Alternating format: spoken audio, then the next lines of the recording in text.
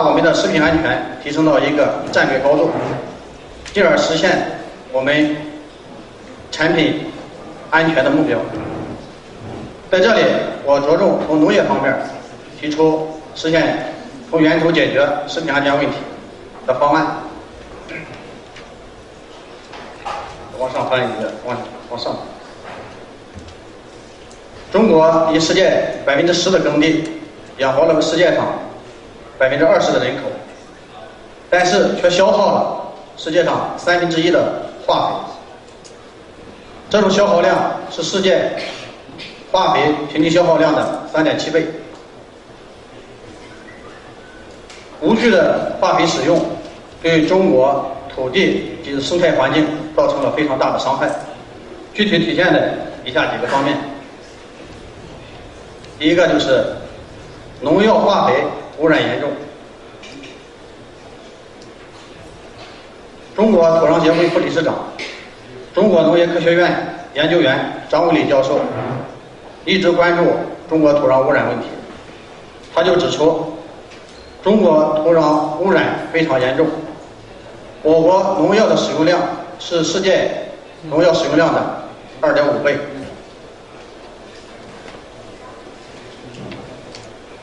目前中国农药的使用量如此之大，但是真正能被农作物利用的只有达到30%，其中70%都流入到江河湖泊，对我们的生态环境造成了非常大的破坏。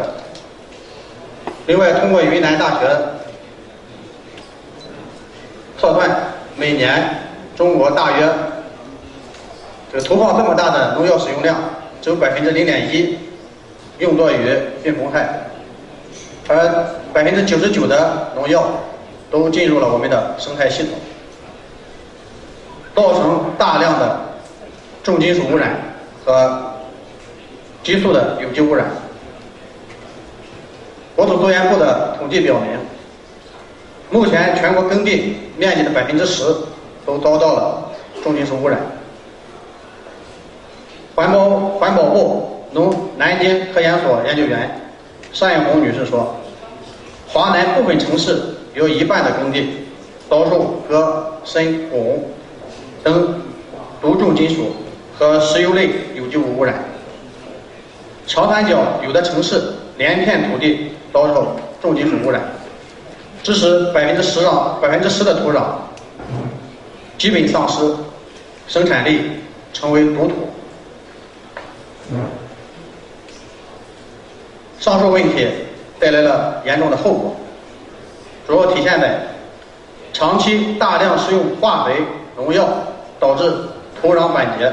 土壤病害严重，造成病虫害抗药性增强，农作物减产，农产品品质降低，主要体现在农药的化学残留超标问题严重。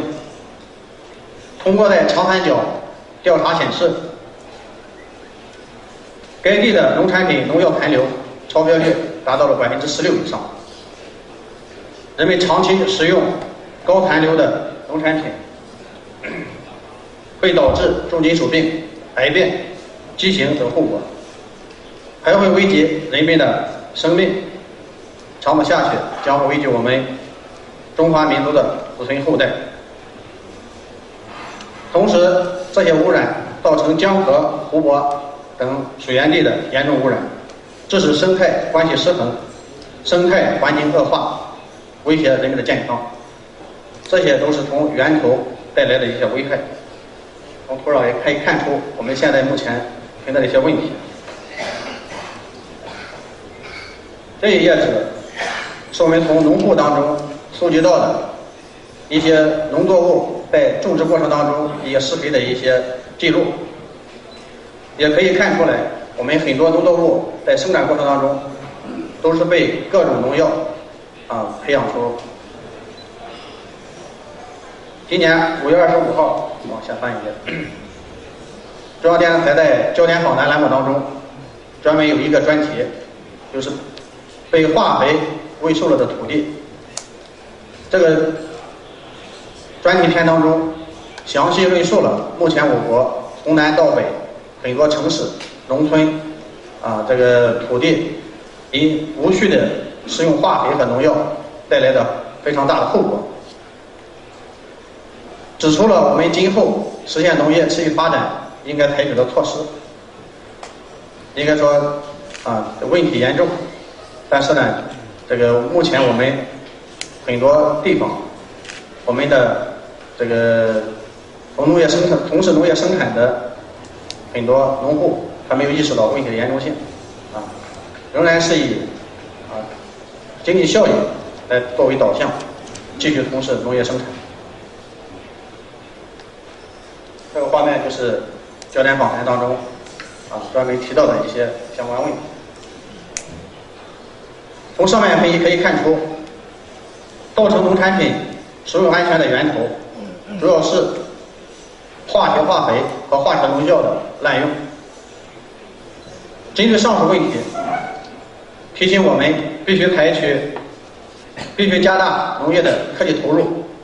从源头入手，减少化学化肥和化学农药的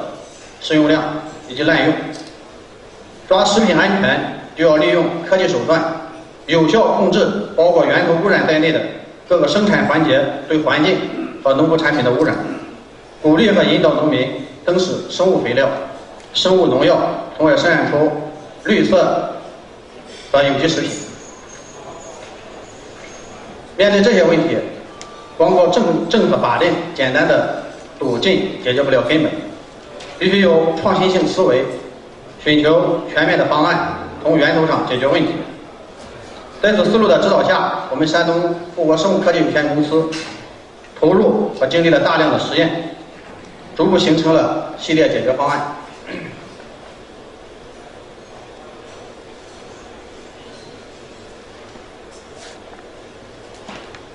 这是我们公司的一个小简介。我们山东富国生物科技有限公司是集生物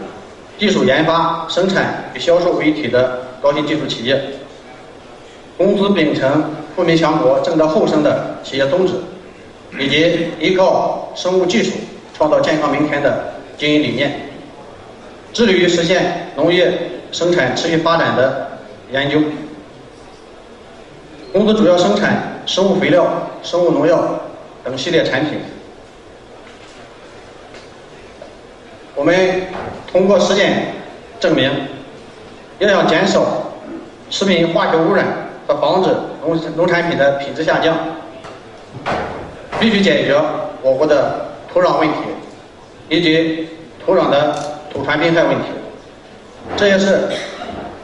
我国农业生产存在的根本问题。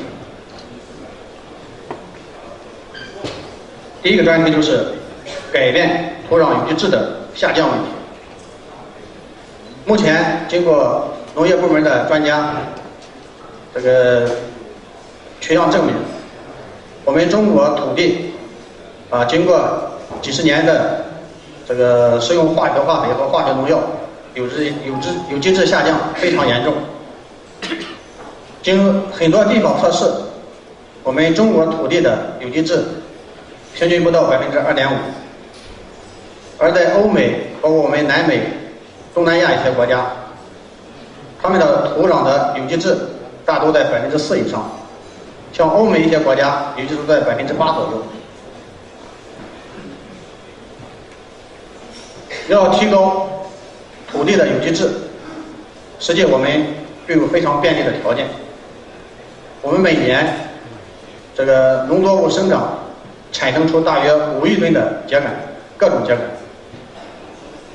如果把这些秸秆当中20%再重新输入到土地上，那么我们全国大致18亿亩的土地，每1公顷将会有1吨的有机质的输入。经过3到5年的努力，中国土壤的有机质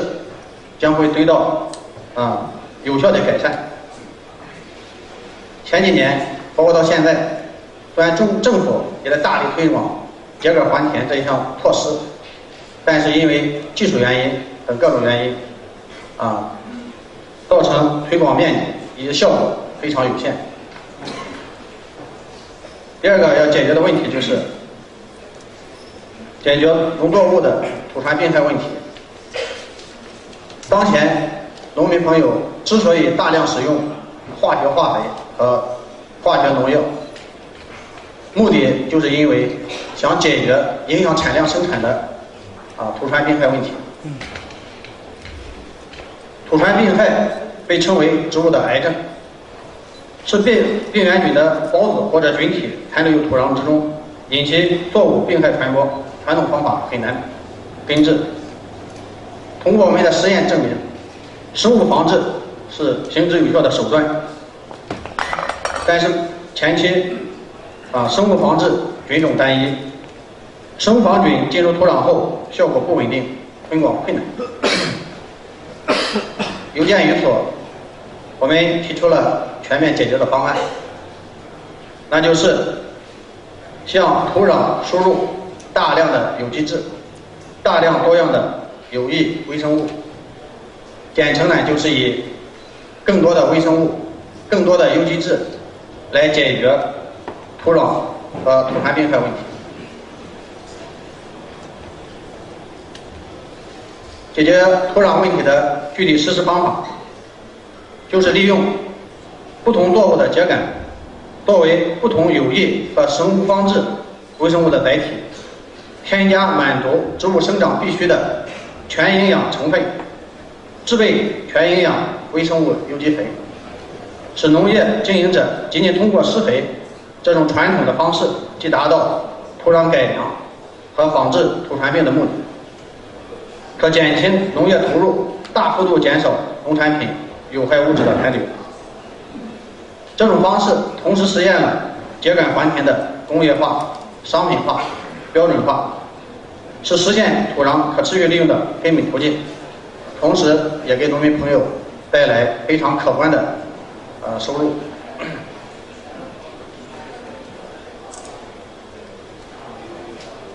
生物防治在实践当中的实施方法和应用，针对农作物，我们的策略是保护细胞的膜系统，免受或少受拟菌因子和病原物的伤害，可以提高作物的抗逆性，能使细胞的生理活动效率更高，是健身栽培的关键，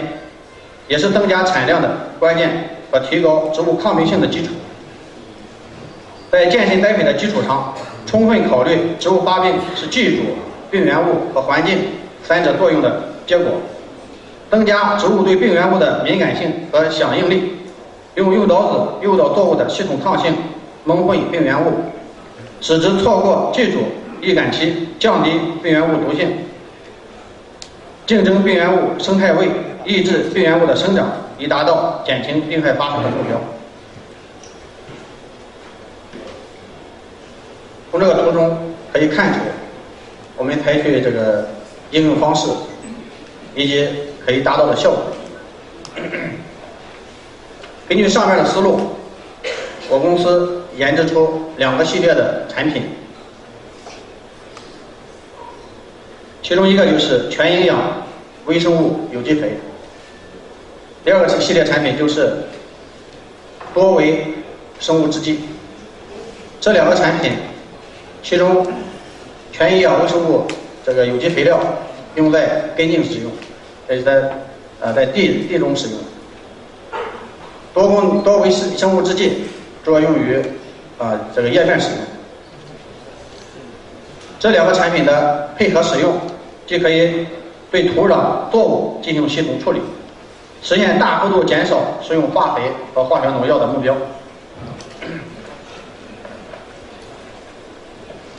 这2个产品从源头入手，系统提出了实现农业持续生产的一揽子解决方案。该系列产品经过多年的大面积实验，取得了显著的效果，主要体现在土壤的全面性状得到改善，被严重破坏甚至不能出苗的土地可以得以重新种植。第二，调控植物生长和发育，增加光合作用效率。第三，多方位诱导植物的系统抗性，增强自身免疫力，具有显著的抗病、防病、治病、增产、提质等功能。第四，可大幅度减少甚至替代化学农药的使用，改变了由于过度使用农药化肥导致的严重生态危机局面。结合实验结果，我们得出的产品功效是：第一个是无污染、无公害。生物有机复合肥料是天然有机物质与生物技术的有效组合，它所包含的菌剂可有效加速有机物质的分解，完全无污染。第二个呢，就是活化土壤，增加肥效。第三个，就增强植物的抗病和抗旱能力。这个通过实践表明，我们这个产品可以降低化学肥料的使用量，化学这个农药的使用量可以达到70%以上。第四项呢，就是增产，并提高农产品的品质。实践证明，这种产品对棉花、凉棉等作物可以实现10%到15%的产能。对于根茎类的农作物，可以增加30%左右的产量，并且呢，它的干物质增加，外形美观，耐于储存。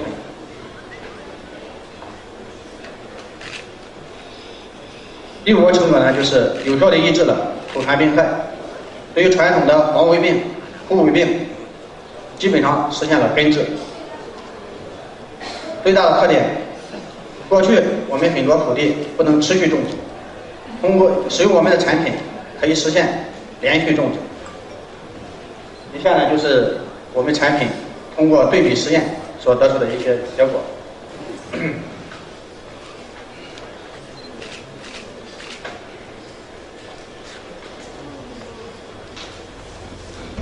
生物肥料将成为植物的营养资源，具有广阔的应用前景。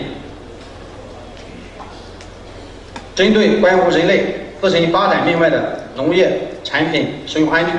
需要政府、科研机构、企业、农户的共同努力，打通农业经济的全循环，改良土壤，建成农业经济的静脉经济，最终实现农业的可持续发展。我公司将在国内中药农业区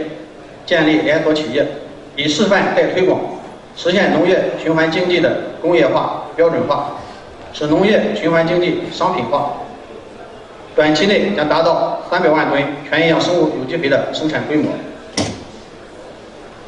公司将继续联合国内外相关的领域专家，加大科研投入，不断充实核心技术，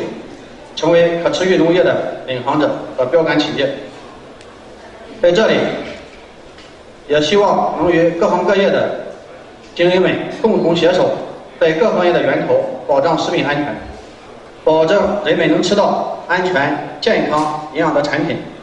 共同为实现健康中国的目标而做出应有的贡献。谢谢大家。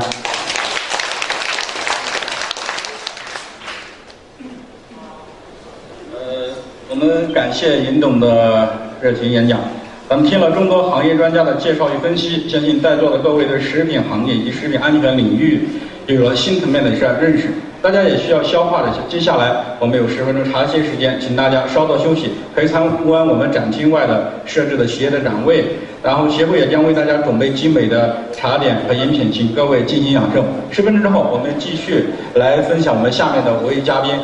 对我们食品安全这一块的一些看法。OK。